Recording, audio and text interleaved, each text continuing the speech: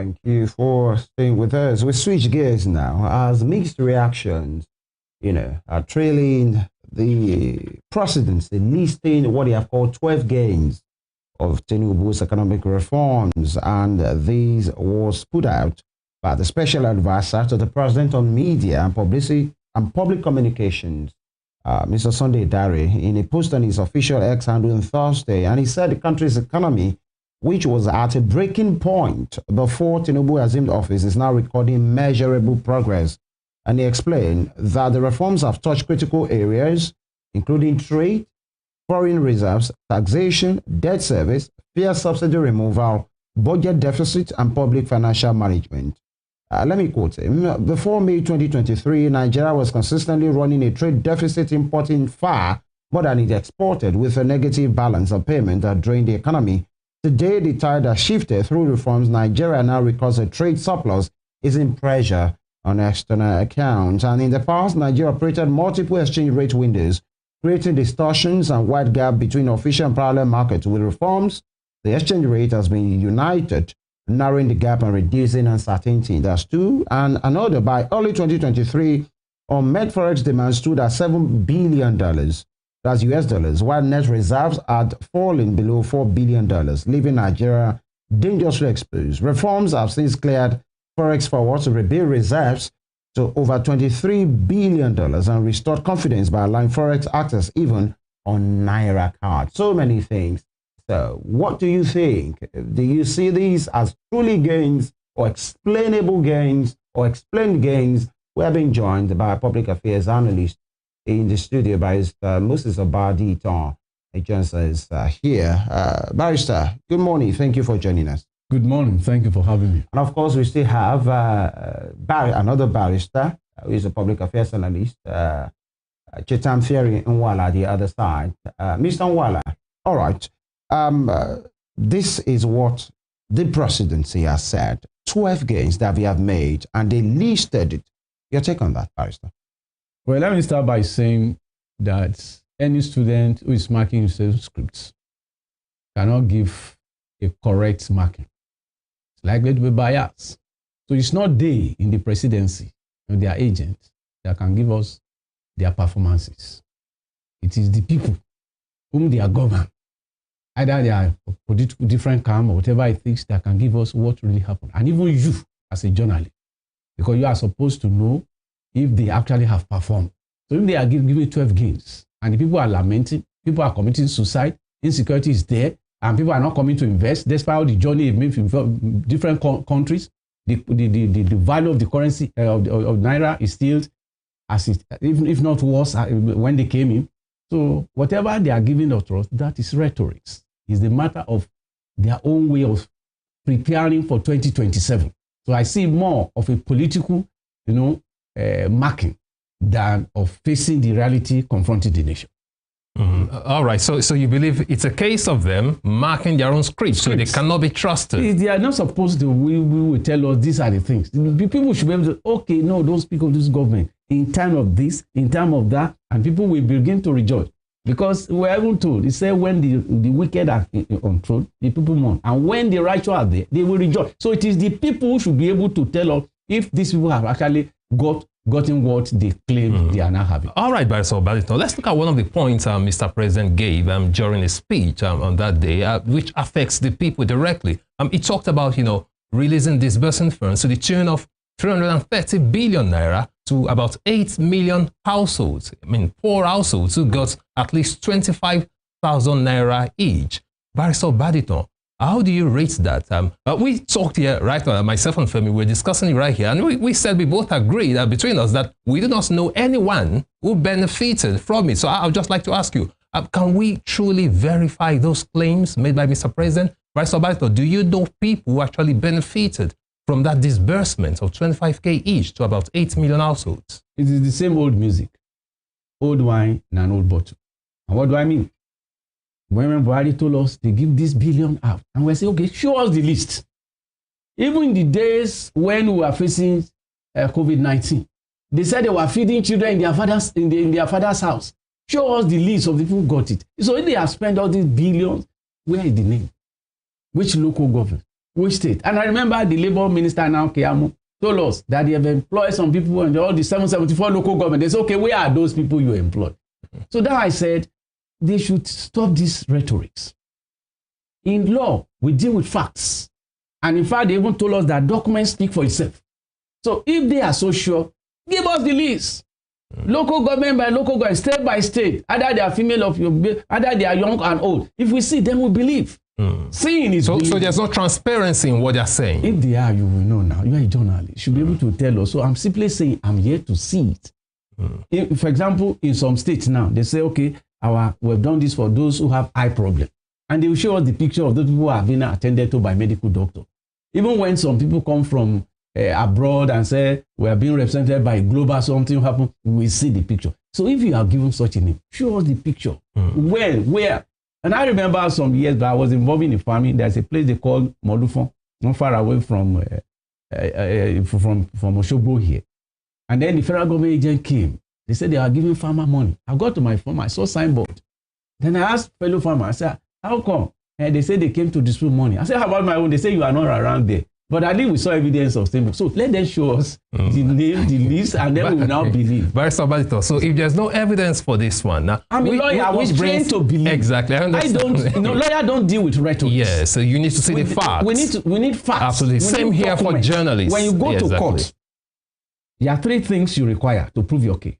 Number one, you need evidence, or you need documents. Somebody must give oral evidence, and then you call witnesses. Where are those people that are witnessing? Are they market women? Are they students? For example, that they say they have given some students some money. Okay, the university have the list.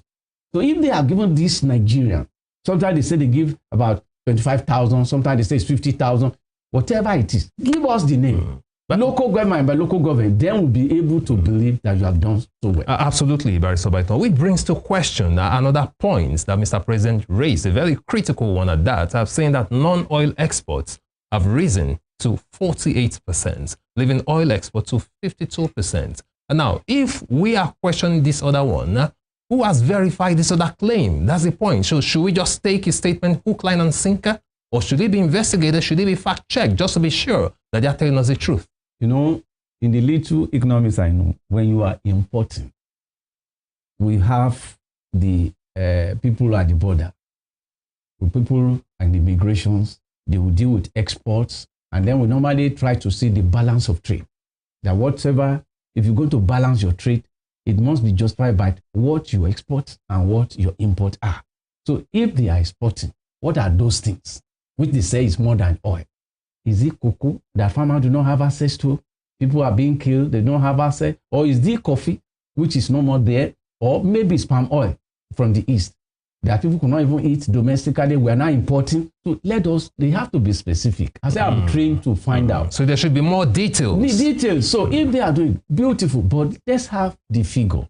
Then the people at the border, at the airport or seaport, for example, if I've been to Apapa, there are some aiding, they call it shed 6, shed 9. Those are the people where they carry our goods and they also bring them in. So we have immigration there, we have custom duties there, and we have the NDL there. So what are those things that have impacted positively on our domestic production? That would be beautiful.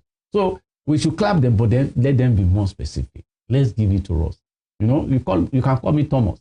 Because Thomas said, until I touch you. Exactly. You can't be a Moses and still be a Thomas. You can't be Thomas Moses. All right. We understand we have Mr. Chetam back here. Mr. Chetam, thank you for staying with us. Thank you once again. All right. Yeah, we talk about some economics now. I know, you might not be an economist, but you're a Nigerian. And when your presidency, the presidency of the nation, rather, churning out list, you live here, you work here, possibly your family is here, and so we should know what is going on. Part of what I was almost saying minister, I was a minister, Mr. Sunday Dare, who speaks for the president now about public communication, said was that rising poverty, when he was speaking on poverty and job creation, he said, rising poverty and shrinking job opportunities defined Nigeria's reality before reforms. While poverty remains high, Reforms are creating deliberate pathways to reverse this trend, from infrastructure investment to policies that open up opportunities for decent work. And he also talked about inflation, that it was rising steeply before these reforms of President Tinubu, and interest rates were climbing in response, choking businesses. Today, while inflation remains high, it has started to moderate and interest rates are stabilizing. You know, in some guys, it looks like he's saying we are working. And when you check the statement again, you say, okay, maybe it's not really showing, but yes, we are making progress. What do you make of these claims by the presidency, Mr. Chita? My brother. Yes. Let me ask you a question. Before Tinubu came into power as president, how much was the dollar? How much was the price of petroleum before he came into? What was our suffering rates at that time? Let me tell you what this man did, what the President Tinubu's administration has done. They created a problem. And the problem they created, they are solving the problem. Then they're not hailing themselves for solving the problem they created. That's exactly what's happening in Nigeria. You're telling me that exchange rate has stabilized. What happened to the exchange rate? You made dollar at 700 and something naira. And for a decision you took without considering a few things, you didn't consider, you didn't put the necessary things in place. Dollars skyrocketed to 170, 1,700, 1,800. Now you have managed to bring down the dollar to 100 and 1,450 something naira. And you're not hailing yourself for bringing down dollar to 1,450 as of today. Meanwhile, you created the problems that led us into that particular 1,800. And you expect us to hail you? How now? How do we do that? We can't hail you. The president created this problem. When he removed subsidy, which some of us have continuously advocated that subsidy should be removed, certain measures were supposed to be put in place. These measures were not put in place. He just made an announcement during his inauguration, and that became our fate. Everything skyrocketed. Let me ask you, has house rent reduced? The monies in my pocket, has it increased? What exactly has changed? Has my life been bettered by all these analyses and see everything called statistics and all that is mere jamboree if it does not affect my pockets, if it does not affect how I live? If I'm still living from hand to mouth, then what is the essence of all these statistics we're talking about? That, oh, this one has happened, that one has happened. But Barrister Wala, it doesn't make any sense. Barrister Wala, sorry to cut in. The president also made a statement during his speech, because I paid rapt attention just to get his tone and his implications and the things he's saying. It's all psychological. Now, he said something. He said the government has saved trillions of naira from removal of fuel subsidy, which is true. He also said this has led to increase in allocations to all the arms of government, from federal to state to local governments. Now, my question is this, Barrister Wala. Do you really think Mr. President has the welfare of the citizens of Nigeria in mind? Here's how I mean.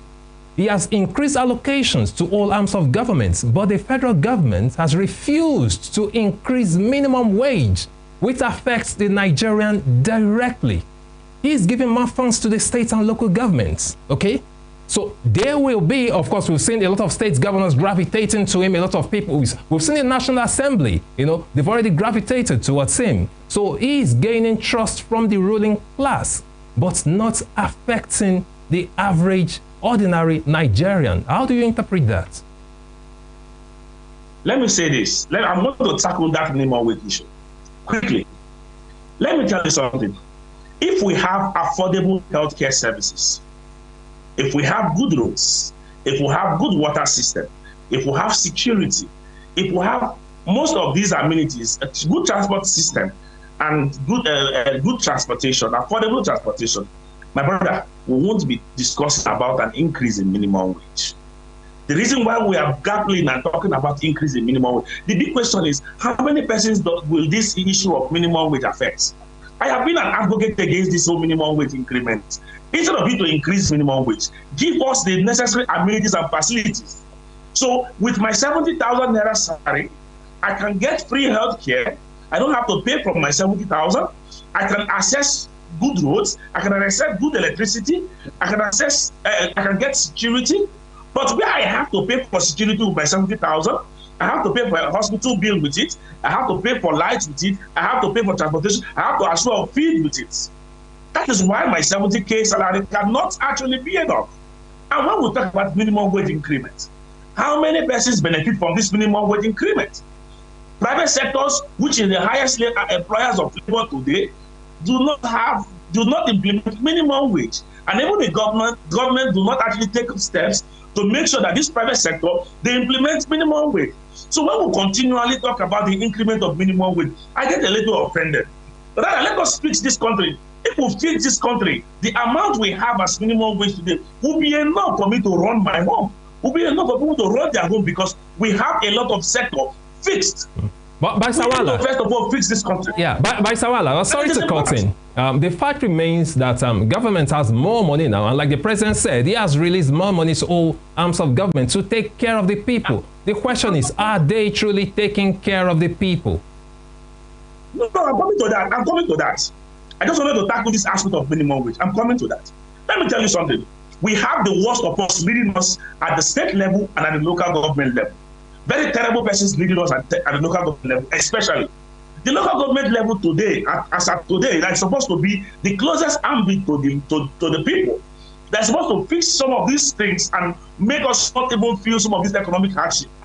Are not performing. So even you giving the local government more money is putting more money in the hands of politicians, making them powerful, making them to come after their people. They use the monies they get from government to oppress the people, not necessarily to create reforms. So all these reforms, I have given the local governments more money, I have given the governors more money. How many local government chairman has actually done anything remarkable for the past 10 years? Name one local government chairman that has done something remarkable that changed the lives of the people within the local government, in the entire federation. You come down to my own states.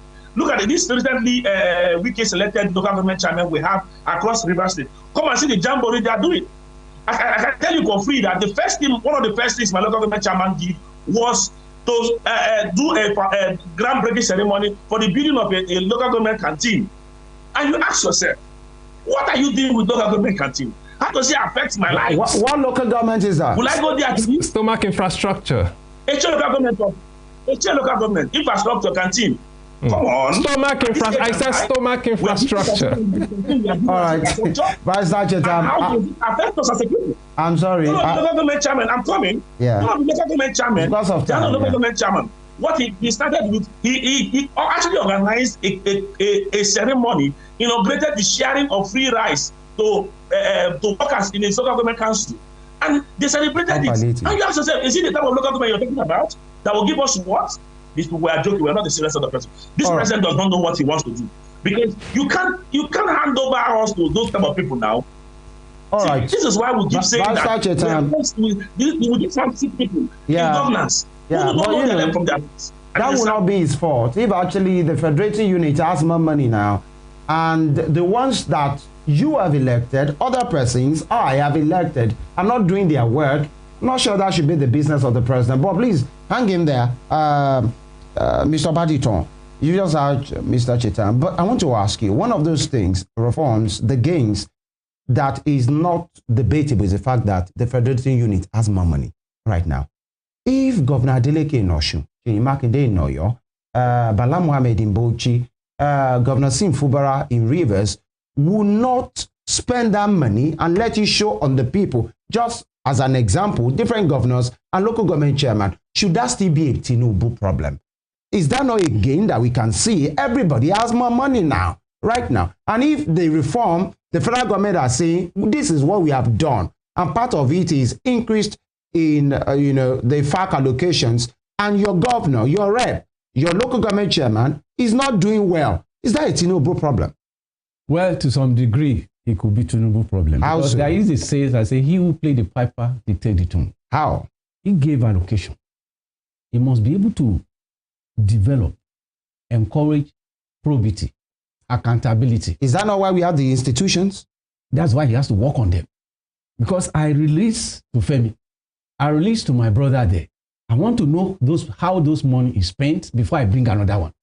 So he doesn't need to even make a noise. He just tell the FCC man, go after that state. Look at their records. It might turn out to be, people might tell me to be political with Chonti. It does not matter. That the business of monitoring, the business of monitoring what happened at the state level, it should be primarily that of the State House of Assembly. But when the governor has already pocketed the House of Assembly and you are saying you are releasing money they have not seen before. So should Tinubu be blamed for that? I'm saying he is the one releasing. If you are not, so he should monitor. You know, he has the right. He can develop the institution. The problem today is just the weak institution. Absolutely. If the institutions, for example, you can't just take somebody's money in South Africa. George Zuma did it. Immediately they know. In the days of this electronic transfer, it's so easy to know collect this and that. For example, at a point in time, the central bank, they didn't release money. Before they know it, you have already got the money. And they know even the person wrote that is representing local government. The picture was there, the paper they really was there, and immediately they sent to it. So if they can do it at this micro level, what stop the federal government and say, okay, I'm bringing on board probity, accountability, so that people don't just collect money I'm now giving to them. I want to see the impact of it. Before President Buhari went away, he knew this problem was there. He said the problem is with you people collecting money. We didn't see the impact at the local government. Should it be a crime? There should be something. That's why they have the EFCC, we have the ICPC. You will send them. In those days, they say Obasanjo was using them as an attacking dog. Why don't you go ahead? So that if by the time you pick one or two, government will think twice. Can you imagine in Nasarawa State, Association of Local Government Wives now went to Turkey. Adama, sorry. So they want to go and land.